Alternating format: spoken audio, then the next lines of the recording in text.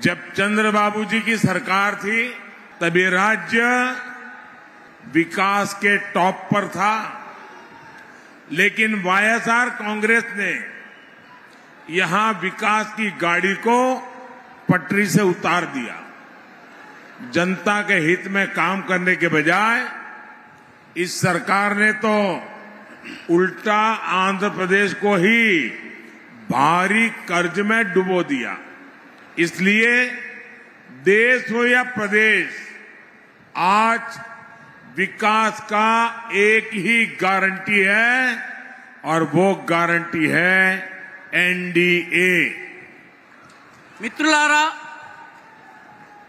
అవిభక్త ఆంధ్రప్రదేశ్ ఉన్నప్పుడు చంద్రబాబు నాయుడు గారి ప్రభుత్వం ఉండింది. ఆ ప్రభుత్వము అభివృద్ధిలో ఈ రాష్ట్రాన్ని అన్నిటికన్నా పైన టాప్ కి తీసుకువెళ్ళింది. కానీ రాష్ట్రం ఏర్పాటైన తరువాత వైఎస్ఆర్ కాంగ్రెస్ ఈ అభివృద్ధి రథం ఏదైతే ఉందో దాన్ని పట్టాలు తప్పించింది.